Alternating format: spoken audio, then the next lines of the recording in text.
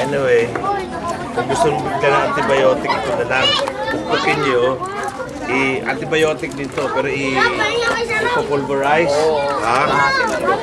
Sa isang kalahating baso, isang ganito. Tapos i-divide mo into 3. Kalahating baso, lahat na po. Tatutunggunting natin siya.